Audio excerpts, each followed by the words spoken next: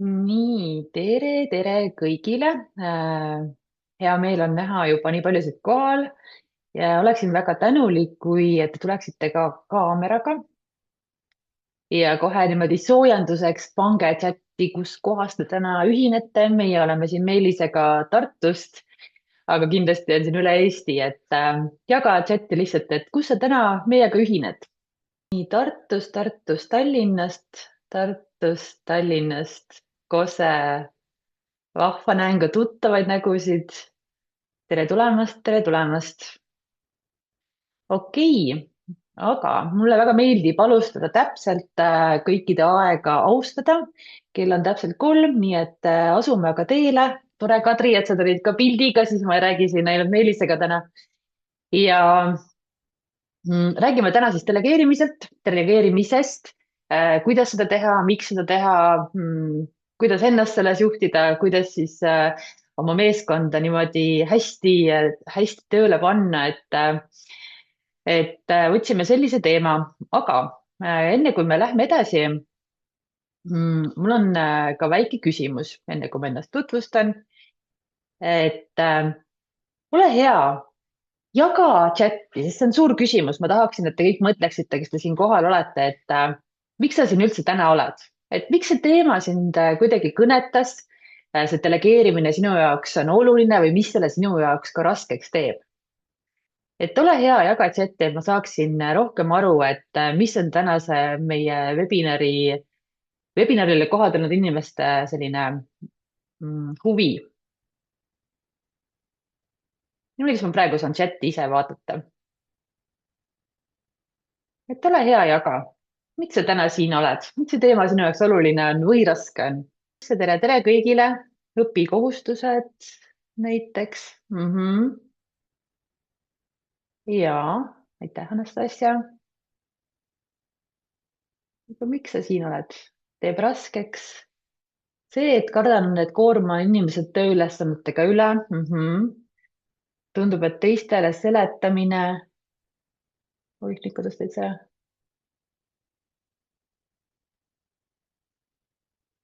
Mikromanageerimine, hoida kõiki delegeeritud ülesanded enda to-do listis teeb raskeks. Ja Kaili, aitäh sulle vastamast. Mulle ei meeldi süütunne, mis minust tekib siis, kui olen midagi teistele delegeerinud. Aitäh, Kairi, jagamast. Praktilised teadmised, kuidas delegeerida nii, et me saaksime asjast ühtemoodi aru, pluss kõik see, mis oli webinari reklaamis kirjas. Väga tore, et see kõnetas. Aitäh, Kersti. Tihtipeale tundub, et kõigil on palju tööd ja siis mine oma ülesannetega.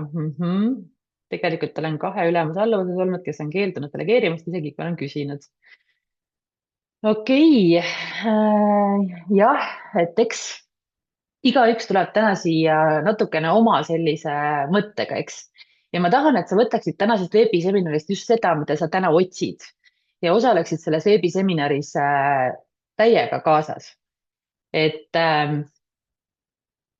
kui sul on võimalik, siis palun võtta enda kõrvale lihtsalt üks puhas märkmikuleht, mingi leht, kuhu sa saad kirjutada, sest et ega informatsiooni, mis ma siin jagan, seda tuleb palju ja ma räägin päris kiiresti et kirjuta üles märksõnad ja mulle endale meeldib väga teha niimoodi, et ma võtan paberilehe, tõmban sinna joone vahele, kirjutan ühte serva selle, et okei, see kõnetas ja teise serva selle, et mis ma selle mõttega tahan pärast teha. Et kaasaks mõlemat ajupoolkera selleks, et kõik, mida ma täna siin võib-olla tunnen, et mind kõnetas, meelde jääks, eks. Sest et meil on ju kõigil nii kiire ja siis need webinarid tihti ka on sellised, mida vaadatakse kuskilt mingite muude asjade kõrvalt, aga kui vähegi võimalik, siis palun tee märkmeid paberile. Kui ma esitan küsimuse, ole hea, palun vasta kas või enda mõttes kaasa. Et jällegi see on see, et ma tahan, et see jääks meelde, et see oleks kogemus ja emotsioon.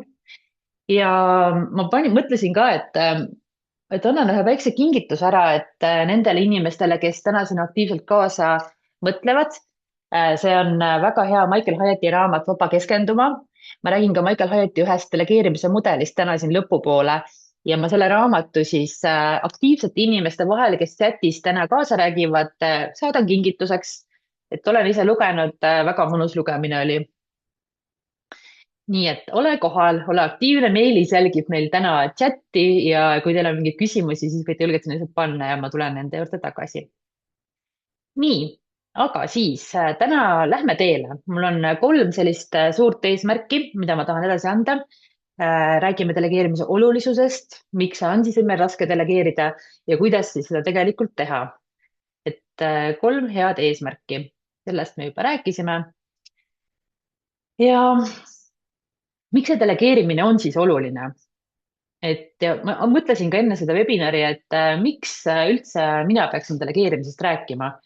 et aga me kõik ju oleme mingis rollis, me oleme kas töötajatena või juhina või lapsevanemana, et me oleme kas delegeeritavad, kes meile delegeeritakse asju või siis me ise delegeerime asju edasi. et tegelikult delegeerimine on ju meil läbi elu igal pool, nii töökeskkonnas, eks, kui ka tegelikult kodus. ja ma tunnen, et juhtimise perspektiivilt, sest mina räägin täna siin ikkagi eelkõige juhtidele kui ka iseenda juhtidele, aga pigem ikkagi meeskonnajuhtidele või osakonnajuhtidele, et delegeerimisoskus on strateegiline juhtimisoskus. et see ei ole, et see on minu jaoks nagu, või ma näen ka oma klientide pealt midagi sellist, mis tuleb selle rolliga kaasa, et juhina ma pean suutma ja oskama ikkagi delegeerida, sest et selle mõju on päris suur. et mõju sulle kui juhile, on ju, et see, kuidas sa ennast tunned, see, kui täis sul laud on asju, siis on mõju sinu meeskonnale, kas meeskond tunneb, et neid usaldatakse, kas meeskond tunneb, et nad saavad ise areneda läbi selle, kui nad saavad mingeid ülesandeid katsetada teha. ja tegelikult on delegeerimise väärtuse suur mõju ka organisatsioonile ja tegelikult kogu juhtimiskultuurile. et see oskus on ülimalt vajalik. ja miks ma selle webinari täna tegin, ma sain tagasisidet oma klientidelt, et see on asi, mida on jumala raske teha ja proovime siis koos siin vaadata, et kuidas seda oleks täna lihtsam teha. ja ole hea, mõtle kaasa, et mis see kasu siis sulle kui juhile tegelikult delegeerimisest on.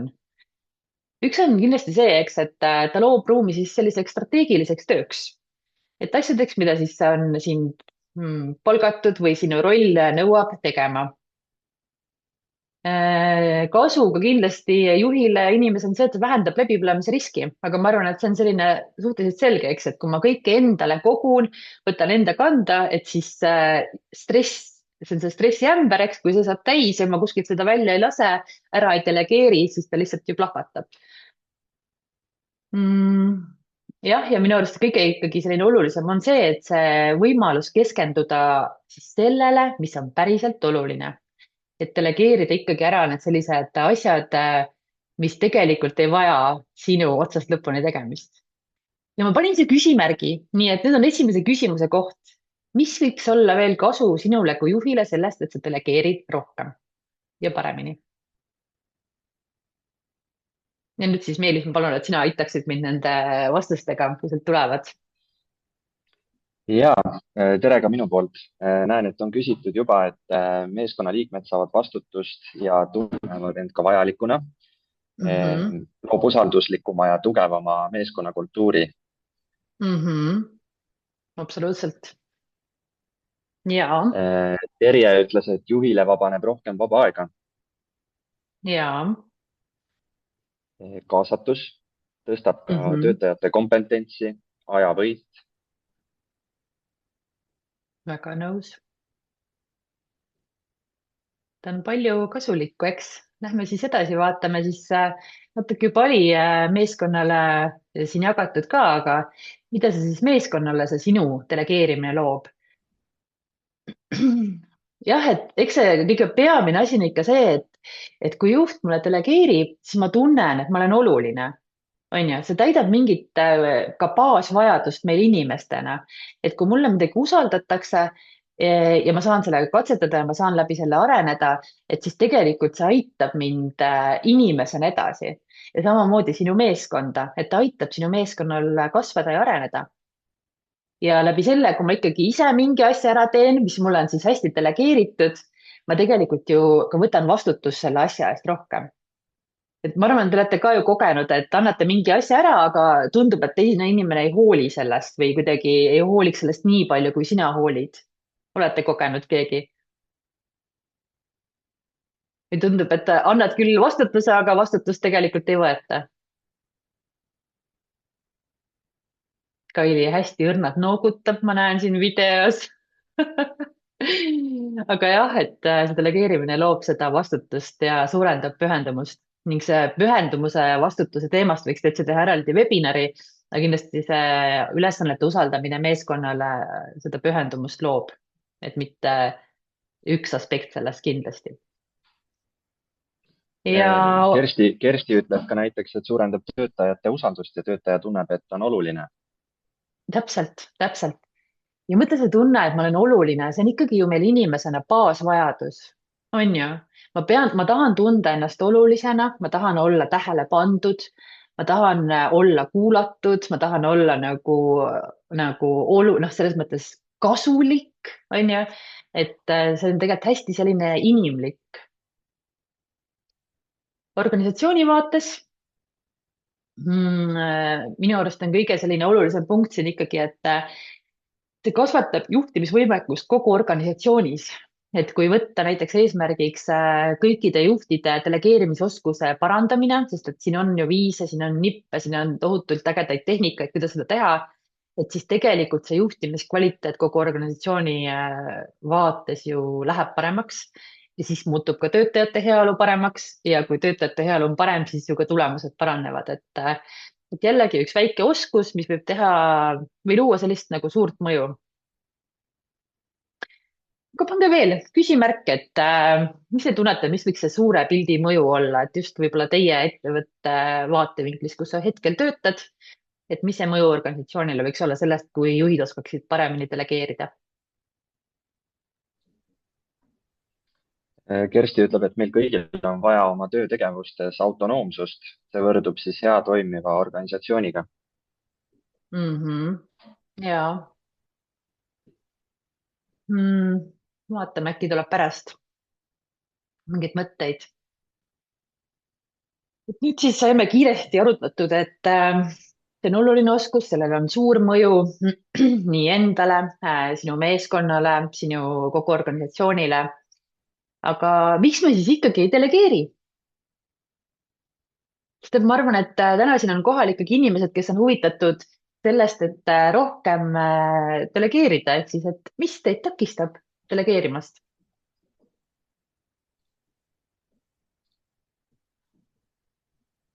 ma võtan ka need chatid lahti, Meelis, et ma saan sealt vaadata. okei, proovin siin natuke navigeerida, siin on päris palju. ei delegeeri, ei usalda, teen ise paremini. ei delegeeri. jaa. kiiremini. Pole aega delegeerimiseks. Heidi teeb ka kiiremini. tööd ei saa tehtud piisavalt hästi ära ja juht delegeerib. Enda arvates töötaja tunneb, et saab lisakohustuse ehk et ei oska õigesti delegeerida.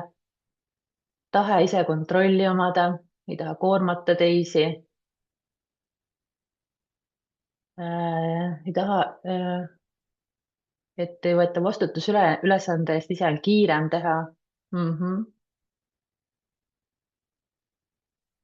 tundub riskantne Kairi, okei.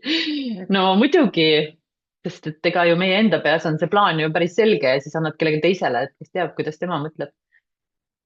et ma tunnen, et ei võeta vastutust. Helen jagab, et ei täideta delegeeritud ülesannet, jah, et see ülesanne ei saagi tehtud. mis veel, jagage, mis on teie need sellised kohad, et ikkagi otsustate mitte delegeerida, kui selleks see võimalus avaneb?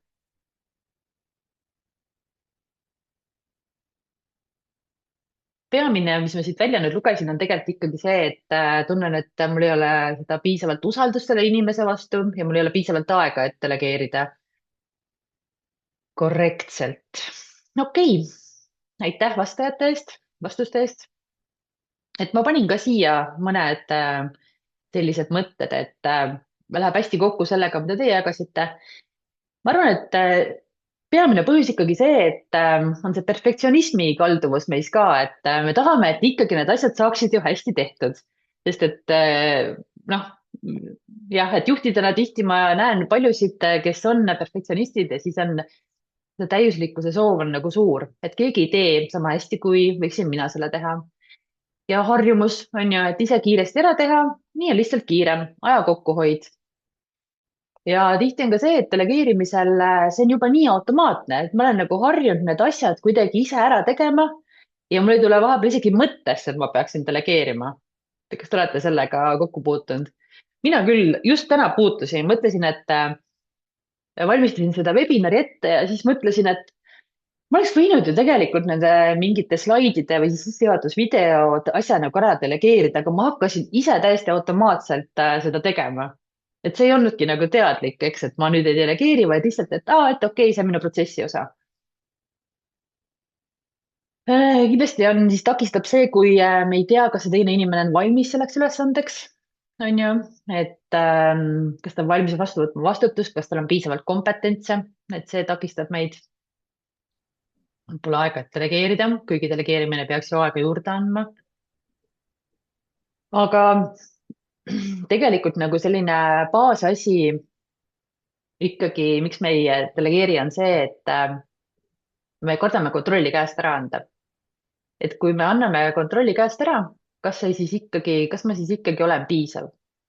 ja see võib olla, see võib tunduda praegu nagu selline suur välja öeldud lause minu poolt, aga see ma ei ole piisav tunne on minu klientidest 99% juhtidest.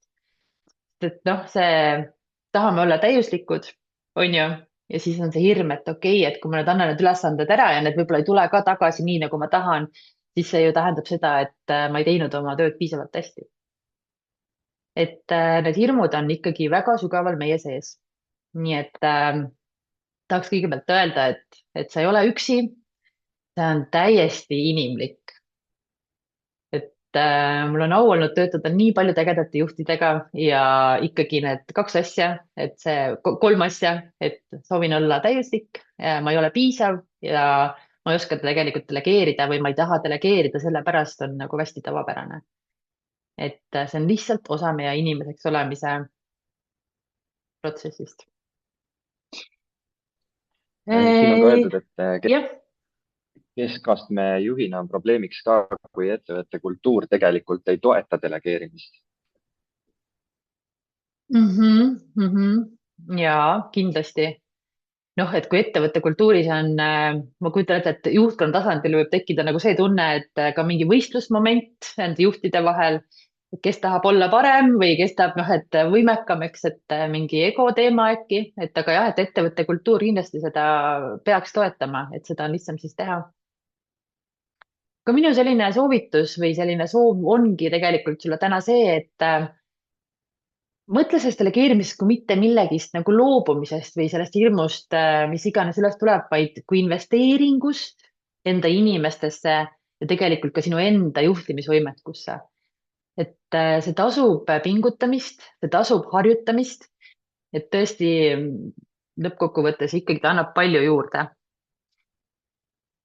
ja kui sa mõtled nüüd, et peaks hakkama delegeerima, siis kindlasti tekib mingi vastupanu, et juba nagu te rääkisime ka, aga küsi endalt siis neid küsimusi, et mis on kõige hullem, mis saab juhtuda, kui nad ikkagi ei tee seda siis õigesti. noh, ma ei tea, näiteks, et kui ma oleks lasknud oma Meelisel näiteks neid slaide siin teha, aidata mind, on ju, mis siis oleks kõige hullem, mis oleks juhtunud, kui ta ei oleks teinud õigesti? tegelikult mitte midagi, eks. või mis siis on, kui see tulemus tegelikult ei vasta minu standarditele? mis võiks olla, mis juhtub? või mis siis, kui nad ikkagi ei tee täpselt nii, nagu mina olen seda alati teinud?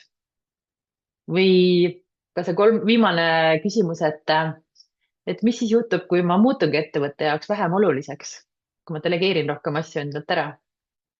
et need on hästi inimlikud hirmud, mis meid tegelikult takistavad. ja see on selline hea küsimustikkude, see on nagu selline faktikontroll iseendaga. et kas ma nüüd ei julge delegeerida või mul on endal lihtsalt mingi isiklik hirm enda sees. Ja tõesti, et see julgus delegeerida tuleb sellest, kui sa kaardistad ära, et mis võib valesti minna, et see on selline klassikaline coaching'u nipp, et mis on kõige hirmsam, mis saab juhtuda, kaardistad selle ära, siis su aju teab, ahah, okei, me juba plaan B on olemas selle jaoks ja siis on lihtsalt delegeerida ka. Aga jah, et võid nendest küsimustest teha kasvõi screenshot'i või telefoniga pildi, et kui sa tunned või tekib see mõte, okei, ma nüüd hakkaks midagi delegeerima, siis tekib see vastupanu, et ei, äkki ma saan ise kiiremini, võib-olla ma ei saa seda, nad ei tee seda piisavalt hästi ära. Et see on selline hea kontrollküsimustike nimekiri. Ah jah, mis siis, see õudne mõte, et kui nad teevad seda isegi paremini kui mina ja see ei tule kunagi teadlikult, aga see on nagu selline alateadlik hirm, et jah, ühesõnaga selline mõte. aga kuidas siis valida, et mida delegeerida? jällegi, kuna mina olen ju coach, siis mul on ainult küsimused, mitte vastused, et kui ma mõtlen mingi ülesande peale, võtan jälle näiteks selle kasvõi tänase slaidide ettevalmistamise, et mul tekkis see kõhkluseks, et kas ikka saab hästi tehtud, on ju, ma küsin neid küsimusi, mõtlen ikka okei, ma nüüd siis delegeerin, aga et teen endale veel ühe checklist'i, et miks ma ikkagi peaksin delegeerima. et webinari slaidid tahan delegeerida Meelisele, kas see ülesanne aitab Meelisel areneda? kindlasti, sest neid webinare ju me teeme kogu aeg, on ju? kas seda saab korrata? Webinari slaide saab väga vabalt dubleerida, põhjad on juba olemas, see on väga õpetatav, ühtegi takistust ei ole. kas mina olen ainus inimene, kes saab teha neid webinari slaide? ei ole. järelikult ma saan delegeerida. ja kui ma tegelikult neid slaide ei oleks teinud, siis millega ma oleks tegelenud selle aja asemel? et ma proovin siin läbi nende küsimuste aidata teil maha võtta neid sisemisi psühholoogilisi barjääre, et miks me ei delegeeri. et ka võid teha sellest endale pildi või screenshot'i või kirjutada, et võtta maha need barjäärid tõesti, mis siis takistavad meil delegeerimist. okei, ja lähme siis selle juurde, kuidas, mis on siis kõige olulisem. saime aru siis, et miks see on oluline, miks me seda ei tee, mis oleks see kasu ja vaatame siis seda kuidas poolt, et mulle endale meeldib kasutada seda Michael Hyatt'i delegeerimise tasemeid. see on sellepärast, et see on kuidagi nagu ära jaotatud niimoodi erinevate ülesannete peale, et kõik ülesanded ei ole ju sama kaaluga. vahepeal on vaja ära delegeerida mingi pisiasi, see on nagu lihtne, vahepeal on vaja ära delegeerida mingi suur vastutusrikas ülesanne. see on juba raskem. ja noh, ma tunnen, et ühte mudelit nagu kõigil ei saa olla, aga minu arust see mudel päris hästi töötab. et vaatame neid tasemeid. esimene tase on siis see, et tee täpselt nii, nagu ma olen palunud. ütleme, et võtan jälle selle webinari siia nagu näiteks, et kui ma mõtlen selle peale, et ma tahaks, et keegi teeks minust midagi ära, ma panin siia sellise väikese näite ka, et ütlen Meelisele, et saada palun see tänukiri täpselt selle malli järgi, ära muuda sõnastust, lisa see salvestusele, lisa link salvestusele ja saada välja homme kell 10 hommikul, eks. ma delegeerin hästi täpselt selle ülesande, täpselt nii, nagu ma tahan, on ju, et tema peab tegema täpselt nii, nagu ma tahan, see on tase number 1, väga selge. minul on täielik kontroll olukorra üle, on ju. siis vaatame taset 2. tegelikult siin tahtsin veel seda öelda, et siin on juhil ikkagi jääb vastutus, on ju, malli üle. ma teen kõik salvestuse ettevalmistused, ma ei tea, annan talle juhised, et siin on vastutus nagu minul ja mul meeskonnaliige siis täidab lihtsalt seda ülesannet, eks tema ei vastuta midagi. tase 2, uuri ja anna mulle ülevaade. ehk siis, kui sa tahad, et inimene kogub mingit infot, aga sa tahad hoida seda lõplikku otsust endale.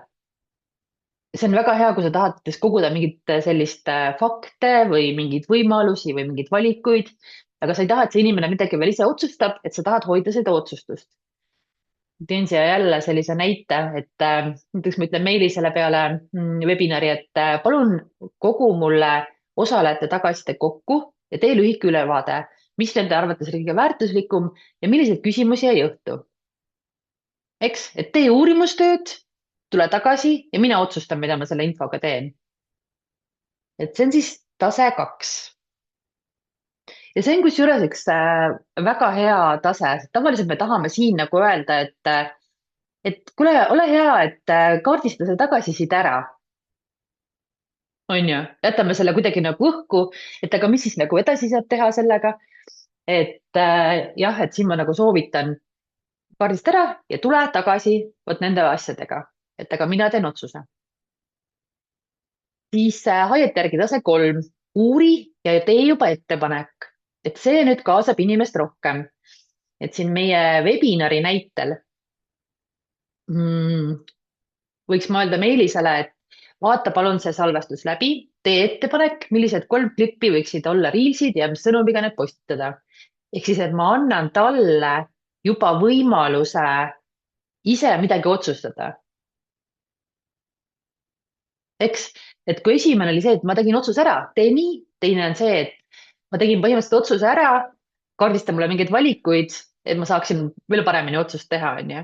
Siis tase 3 on see, et tee mingi uurimustöö, on ju, uuri midagi, et tee, mõtle ise, et mis võiks olla see järgmine hea lahendus. Tee ise mingi otsus. Et see juba kaasab rohkem, on ju. See on juba see, kui ma tahan inimest arendada, ma tahan, et ta kasvaks, võib-olla areneks mingis suunas, õpiks mingit uusi programme kasutama, aga ma tahan ikkagi seda otsust ise lõpuks teha.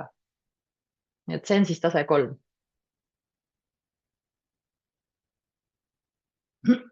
Ja siin on tase 4, et siin sa teed juba otsuse iseseisvalt, inimene teeb otsuse iseseisvalt, aga sa usaldad teda, aga sa soovid kursis olla. Ma arvan, et juhtide tasandil on see ka nagu väga oluline tase, milles õppida delegeerima. Et noh, meie näite puhul näiteks, et valin need parimad klipid sellest webinarist, tee need korda, pane need ülesse ja anna lihtsalt teada, kui see on tehtud. Noh, ma ei tea, kuna valmis sai või mis iganes. Et ma annan juba selle otsustuse temale, et okei, tee ära, aga lihtsalt anna mulle märku näiteks järgmiseks neljapäevaks, et noh, mis sa valisid ja mis päevadeks siis kirja said. Et see juba annab siis inimesele tegelikult palju rohkem sellist võimalust. Ma otsustan, mis klipid, ma otsustan, mis see sõnum on, ma panen need juba, otsustan, mis päevad on ja siis ma panen selle sinna kalendrisse. Aga mina ikkagi oman seda kontrollipunkti, et okei, et enne kui me päris laivi lähme, et siis ikkagi vaatame korra üle. Kas see, mis ma räägin, tundub praegu teile loogiline? Pange lihtsalt thumbs up või noogutage, et kui see kõnetab, et siis ma tean, ma olen õigel teel.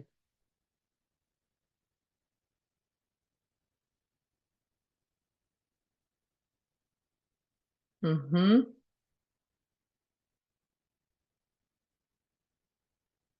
olen nagu hästi kiire rääkija, siis te võite vahepeal öelda ka, et okei, räägime ühest asjast natukene rohkem. Tundub, et praegu on kõik hästi, okei. Jah, ja siis on see viimane tase, tase 5.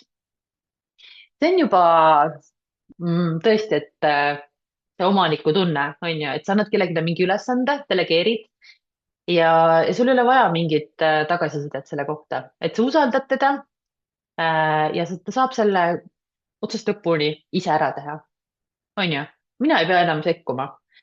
Et ma siin meie webinari näite panin jälle sellise, et Meelis, sina vastutad siis selle eest, et kõik meie webinari osalejad tunneks ennast ka pärast webinari, et nendega hoitaks kontakti, kiri, materjalid, salvestus, järgmised sammud, kõik on neile saadetud, aga mina keskendun sellele sisule läbiviimisele. Et oled sa nõus? Muidu oled Meelis nõus või? Sellest saab üks ülesanne, mille ma sulle delegeerin peale meie webinari. Okei. Nõus. Ahah, natuke sakib minu arust sul internet, aga. Olen nõus. Ahah, väga hea. et jah, et siin sa annad nagu selle palli selliselt ikkagi ära, delegeerid, et sa usaldad seda inimest ja isegi kui midagi läheb valesti, siis teete pärast tagasiside ringi, aga sa lased selle enda laualt ilusti maha. et ma tean, kui mina sellise ülesande Meelisele annan, et see on ilusti hoitud. ja need delegeerimise tasemed ei ole tegelikult seotud väga inimestega, need ongi tegelikult seotud rohkem nende ülesannete raskusega.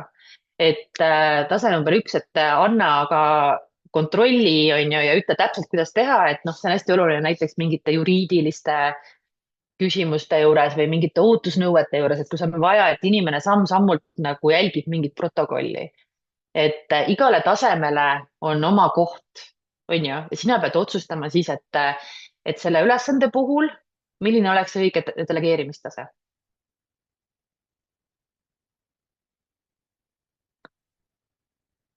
nii, nüüd ma olen siin kõvasti lobisenud, aga vaatame siis edasi delegeerimise alustalasid.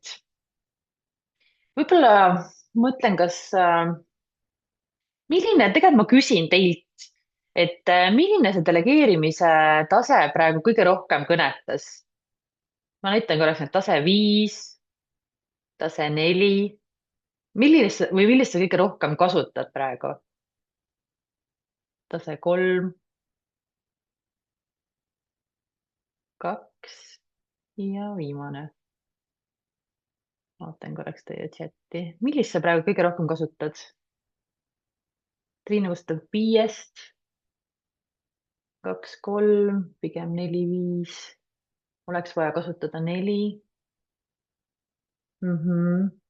3, 4, 3, 4, okei. tundub, et 4 on hetkel kõige selline rohkem kasutuses, et otsustaja teavita mind. väga hea. aitäh kõigile vastajatele.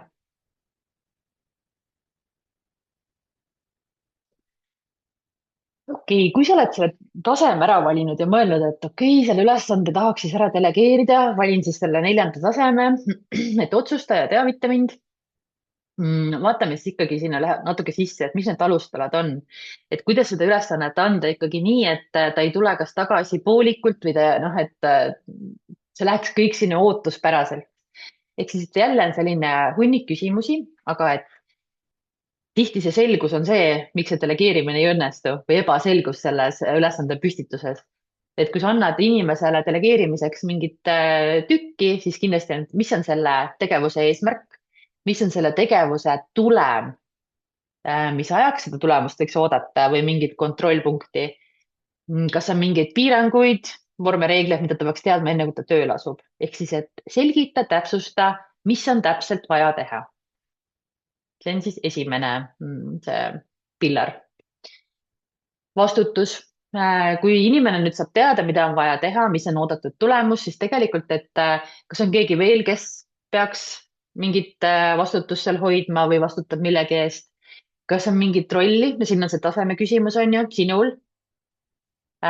kas keegi teine on seotud selle ülesandega, ehk siis, et kes teeb mida, et vahepeal on ju, me anname ülesande, mis on väga komplekssed, et delegeerid küll ülesande, aga see hõlmab mitut inimest, on ju, et siis on hästi oluline ka nende teiste inimeste peale mõelda, et kes, mille eest vastutab, et kas nad kõik teavad ikka seda ka, et jällegi see selgus. ja mida ta võib siis otsustada, eks, et milliseid valikuid sellel teekonnal ta saab ise teha, millised piirid tuleb kokku leppida eelarve, ma ei tea, ajastuse või lähenemise osas. et kui ma mõtlen siin näidet, et Meelis saadab kõigile peale webinari sellise tänukirja koos salvestusega, kindlasti minu jaoks on oluline, et see läheks välja homme, minu jaoks on oluline, et see sõnastus oleks kuidagi sõbralik, toetav, et tuleks kaasa kõik tööriistad või peamised mõtted. et noh, kõik sellised asjad tuleb ka nagu läbi mõelda. jah, ja kas vahepeal siis tõesti on vaja sinuga rääkida, ehk selles oleneb delegeerimise tasemest, eks. ja kuidas siis seda fookust hoida, et kui on mingi selline suurem projekt, et enne selle ülesande nagu delegeerimist, et kas lõpuks siis vastutab see inimene selle delegeeritava ülesande eest või sina. kindlasti on hea märkida, et kas te vaatate protsessi või progressi millalgi tagasi, kas on mingid sellised ajajooned, mis me saame kokku leppida ja mis on tegelikult sinu ootus talle iseseisvumise mõttes. Ehk siis delegeerimise ülesande selgus, vastutuse selgus, kui palju tema saab otsustada selgus ja see vastutuspartnerlus on need peamised sellised pidepunktid heal delegeerimisel. Nii, ja nüüd ma annan teile aega mõelda, et mis on siis see üks ülesanne, mida sa homme või see nädal või järgmise nädala alguses delegeerid ja mis tasemel? Ma panen selle korraks kinni ja ma kohe tahaksin näha, et mis on nüüd üks ülesanne peale minu 36 minutit jutuvada, mida sa tahaksid homme, järgmine nädal, see nädal ära delegeerida ja mis tasemel? ja julgelt pane chati. sest et tihti on ka nii, et kui sa ikkagi jagad seda kellegiga, et siis see accountability tuleb ka siitpoolt kaasa, et mõtlesid sa seda.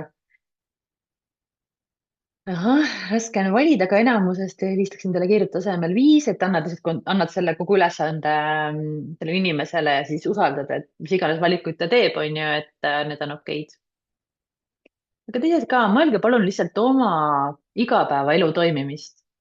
Et mis võiks olla üks väike asi, mille sa saaksid ära delegeerida? ja millist sellist nagu kontrollitaset sa tahad hoida? Üks on siis nagu väga tahaks tegelikult teada, või tahaks, et ta teeks nii, nagu mina mõtlen, on ju. 2 on siis see, et sa juba lased tal lihtsalt valikuid kaardistada, et tahad ikkagi ise otsustada. et korraks mõtle. Regita jagab, et trükiste tellimine tase 4. Väga hea.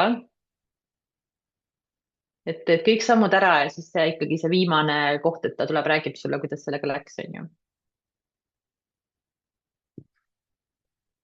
ka veel, meil on siin peaaegu 40 inimest, et tahaks väga kuulda, mida te nüüd otsustate ära delegeerida, sest tegelikult noh, ta on otsus, aga on ju. sotsiaalmeediasse postituste tegemine tasemel 4 või 5. väga hea, aitäh, Kersti. ma mõtlen, et kui te siin mõtlete, kirjutate, küsin siia vahepeale, et kas teil oleks vaja ka seda delegeerimise nagu, ma saan küll neid slaide jagada, aga mingit nagu töölehte, noh, et mida nagu mõelda, mis need tasemed on, et ma võiksin tegelikult selle ka teile saata homme selle webinari järelvaatamisega, kui see nagu oleks huvitav. tööleht oleks abiks. Ossa, kus nüüd tuli vastuseid. koosolekute korraldamine tasemel 3 ja küsitluse läbimine tasemel 5. Kadri, aitäh. nii, projektitöö osad tase 4, Anu, tütar, ettevõtte aastaaruanne tase 4, Mariann ja info edastamine, kellele vaja, tase 4-5. ja delegeeriks autopesu hea meelega naisele, et ta nautis tase 5. okei. nojah, et ega see võib keeruline jah olla, et läheb pärast sinna harjapesusse, kuigi tegelikult peaks ju selle, ma ei tea, millega pesema. okei, no väga tore. Rõõm kuulda, et kõik need tasemed on seal 4-5 juures, et okei, jagan uuesti ekraani ja lähme siis edasi. jah, ja selle delegeerimisega on üks väga-väga oluline asi, et kui te annate inimesele ikkagi selle võimaluse katsetada teha, siis tuleb ka tunnustada. ja mitte öelda, et tubli oled, vaid et päriselt öelda, et vot selle sa tegid hästi, sellega, see, kuidas sa niimoodi seda nägid, on väga äge. see, kuidas sa need asjad ära organiseerisid, on väga selge, noh, et anna talle palun tunnustus mingite konkreetsete tegevuste eest. et hea delegeerija tunnustab siis tehtud töö eest, mitte lihtsalt ei ütle, et noh, tubli töö või et tubli oled. et see tubli oled on üldse selline asi, mis tegelikult võib päris paljusid käivitada ja mitte selles kõige paremas mõttes, on ju. et eks meil tuleb ju see kõik see taustasüsteem, lapsepõlve taga, koolid, et noh, see tuleb kõik ülesse, et juhina ikkagi me tunnustame, mitte ei ütle tubli oled. ja delegeerimise kõige olulisem, kõige olulisem reegel on, te ei tohi mitte kunagi eeldada. et ikkagi nagu, et mida selgem, et kui sa kõik need küsimused enda peas ära vastad ja sa võtad selle raamistiku, mille ma siis homme saadan töölehena ka teile, et mida vähem on eeldamist, seda edukam on talle see delegeerimise projekt, et mulle alati meeldib seda koolitust rääkida, et when you assume, you make an ass out of you and me, et mida vähem eeldamist, seda vähem on võimalust, et see asi läheks. ja võib-olla selline teine hea pilt sellest, et kuidas me mõtleme, et me delegeerime. Meie kavatsus on alati väga hea, aga et mida töötaja kuuleb, ei pruugi üldse olla see, mis tegelikult sinu peas oli.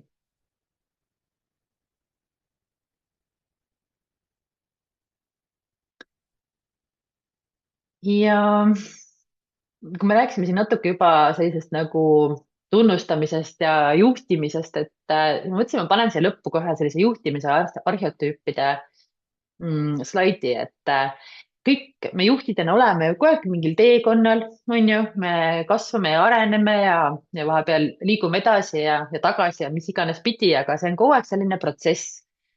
ja igas arenguetapis on meil vaja erinevaid oskuseid, et hästi teha oma tööd. Et tavaliselt me alustame sealt eksperdi tasemelt, eks, et meie teame, mis peab tegema, me anname need suunised, et kuidas peab tegema, et see on see eksperdi juhtimise tase. ja nüüd, kui ma jagan neid tasemeid, siis palun mõtle ise ka, kus sina praegu oled. ja siis teine mõte, kus sa tahaksid tegelikult olla.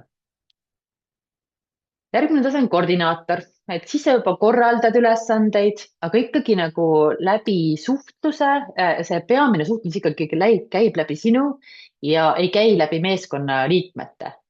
On ju, et siin sa keskendud protsesside juhtimisele rohkem, mitte lihtsalt oma ekspertnõu jagamisele nagu selle eksperdi tasandil, aga ikkagi suhtlus on pigem läbi meeskonna juhi.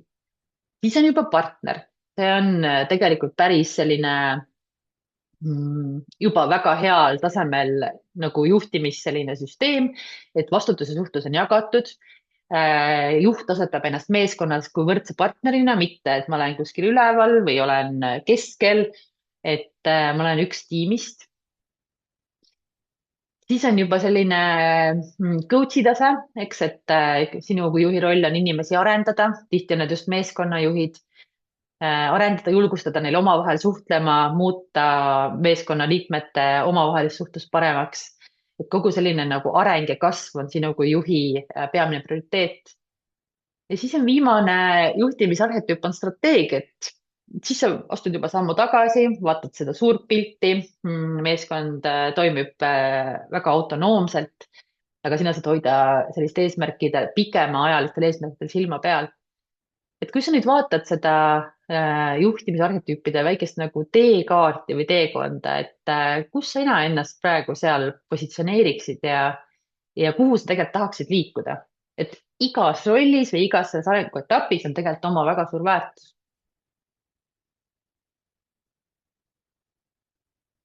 Anu ütleb, et hetkel on koordinaator ja koordinaator. aga pange sinna ka see, et kus sa tahaksid edasi liikuda, et mis oleks sinu selline unistuste, tahaks saada koordinaatorist coach'iks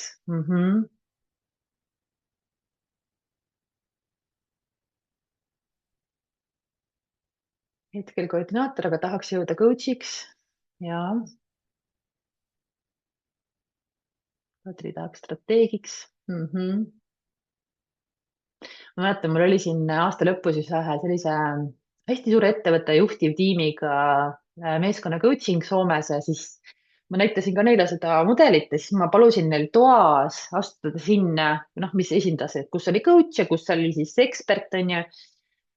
ja, ja siis, kui nad läksid sinna, kus nad siis on hetkel, siis nad enamus olid seal eksperdi rollis, et tegemist oli sellise ehitusettevõttega. ehituses on ju väga oluline see, et sa tead täpselt neid igasuguseid protsesse ja asju. ja siis, et okei, et aga astuge siis sinna, kus te tahaksite olla. ja kõik need 10 meest kõndisid sinna nagu selle coach'i rolli. et mõtlesin, et issand kui äge, et mõtle, et kui nagu sellises sektoris ka, kus on hästi oluline just selline nagu juhi know-how ja see teadmine, et ka seal tegelikult juhid märkavad seda potentsiaali, et kui ma olen selles coach'i rollis, et siis ma suudaksin tegelikult enda tiimist esiteks luua eksperdid, luua esekoordinaatorid ja partnerid, et ja nii, et mul on edasi koordinaator, partner, tahaks olla coach ja strateeg ja koordinaatori partneri vahepeal ja tahaks olla coach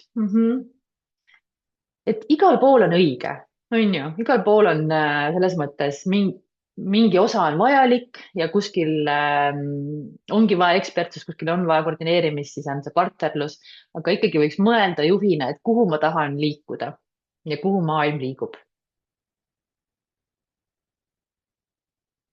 aga nii, nüüd on siis aeg küsimusteks. Ma ütlesin, et ma olen päris kiire ja ja nüüd ma kuuleksin hea meelega, mis küsimusi teil on tekkinud seoses selle delegeerimisega, enne kui ma lähen lõpuküsimuse juurde. milline hoiak toetab tõhusat tööülesannete delegeerimist? Kairi küsib. kui sa mõtled enda peale ja kui keegi palub sul midagi teha, et siis milline selle inimese hääletoon on või kehahoiak? et ma arvan, et ikkagi selline soe, toetav, et selline mm, avatud, on ju, et keegi meist ei taha ju, et meile öeldakse, et kuule, mine tee see ära. noh, ikka sealt peaks olema see palun, et sa räägid ikkagi ju, mõtle, et kuidas sa endale annaksid neid ülesandeid või kuidas sulle endale meeldiks seda ülesannet saada. ma arvan, et see hoiak ja kindlasti hoiaku mõttes see ka, et usu enda inimeste potentsiaali. et see on nagu uskumatu, kui ägedaid asju ikkagi inimesed suudavad ära teha, kui anda neile see võimalus ja neid arendada ja kasvatada. et ma näen seda nagu igapäevaselt tõesti võin vanduda, et see on nii äge. Samatasandiline suhtlus nii füüsiliselt kui ka mentaalselt kuidas edasi minna, kui delegeeritud ülesanne tagasi põrgatatakse? tagasi põrgatatakse, siis Regita täpsusta, et kas siis inimene pole nõus tegema või et mis seal see täpselt, võid tulla siia pilti ka, et kui sa tahad ise jagada, et aga mis mõttes tagasi põrgatatakse, et ma ei taha seda teha või kas niimoodi?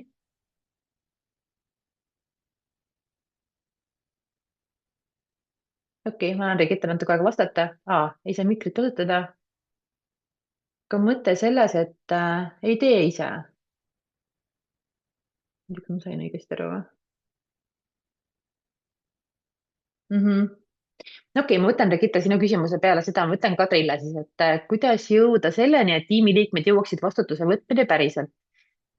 no vastutust võtab inimene ikkagi siis, kui sa annad talle võimaluse noh, ise neid asju teha, ehk siis, et kui sa kogu aeg delegeerid seal tasemel 4-5, et siis see on automaatselt ju inimene võtab vastutust, tema peab tegema otsused, tema peab otsima mingid lahendused või tulema mingi lahendusega või siis võtma vastu ka need tagajärjed, mis on juhtunud näiteks, et kui sa võtad delegeerimise taseme 5, et vastutuse võtmine algab ikkagi iseendast, et sa võid öelda, et võta vastutus selle ülesande eest, aga noh, jah, et see ei pruugi alati nii minna. Regit ütleb, et öeldakse, et tee ise, sul tuleb paremini välja. aga siis sa võid täitsa vabalt öelda, et tead, ma usun, et sina saad sellega sama hästi hakkama. et sa ei lase seda palli lihtsalt endale võtta. et sa annad nagu jälle võimaluse, et aitäh, mul tulebki väga hästi välja ja ma tean, et sinul ka, et anna asjale võimalus, et sa ikkagi julgustad võtma ise vastutust. Kirsti jagab, et kuidagi imelik on küsida, et peegelda mulle palun, kuidas sa ülesandest aru said aga mis selle imelikuks teeb, et minu arust see on hästi selline hea viis, kuidas seda selgust luua. et üks on see, et kui keegi sulle midagi ütleb, siis sa peegeldad tagasi, et ma sain praegu aru, et sa mõtlesid seda, et kas see on nii. et noh, siis ma ise mõtlen ka, et on jah, või tegelikult muuda seda, et see on nagu igati selline toetav ja juhina, kui sa küsid, et või jagad mingi ülesande, ütled, et ole hea, et ma ei tea, Kaili, et kuidas sina sellest aru said?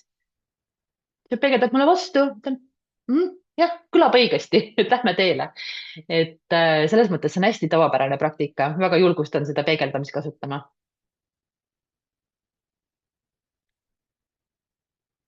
aga mis veel, on teil veel mingeid küsimusi? Kersti ütles, väga ohkama pani see. et tegelikult jah, see on tavapärane praktika, see peegeldamise praktika, et võib jul-. ahah, Marju ütleb, et nõus Kerstiga, tundub nagu lapsevanem või laps noh, see oleneb sellest tõesti, et sellest kontekstist, sellest hääletoonist, sellest suhte tugevusest või teie omavahelisest usaldusest, et aga muidu peegeldamine on igati selline toetav tööriist. et ei, noh, võib-olla tundub selline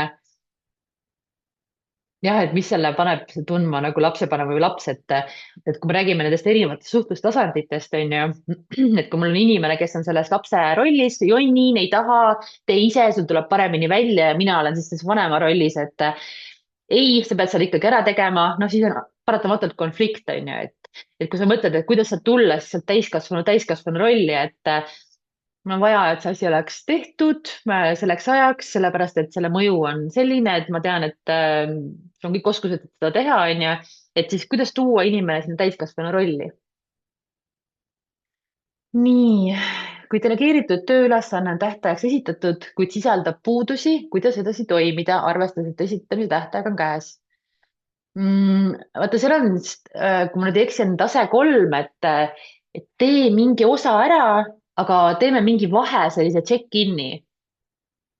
et sa ei lase nagu inimesel ülesannet lõpuni teha, kui sa tead, et noh, nüüd on sul kogemus olemas, on ju, et võib-olla ta ikkagi vajab mingit tuge seal vahepeal, et järgmise ülesande ajal lihtsalt leppige kokku need mingid vaheetapid, millal sa siis noh, vaatad üle või siis aitad tal mingeid asju seal lahendada. et eks nad sellised nagu check-in'id aitavad seal. aga palun. nii. Selge. Kui teil on veel küsimusi, võite julgelt panna. aga jah, et ma julgustan kõiki ikkagi katsetama seda delegeerimist, võtta kasvõi need esimesed tasemed kõigepealt, et noh, lõpuks juhtidena või ettevõtte asutajatena, omanikena, et kõike ei suuda ise teha, kõike ei saa täiuslikult teha, kõik ei saagi hästi lõppeda ja täpselt nii, nagu mina seda ette kujutan, et lihtsalt anda nagu seda võimalust teistel ka kasvada ja õppida sinult, et enda aega kasutada siin enda asjade jaoks, milleks sa päriselt tahad enda aega kasutada. et ma väga julgustan. Nii, aga minu poolt on siis täna kõik.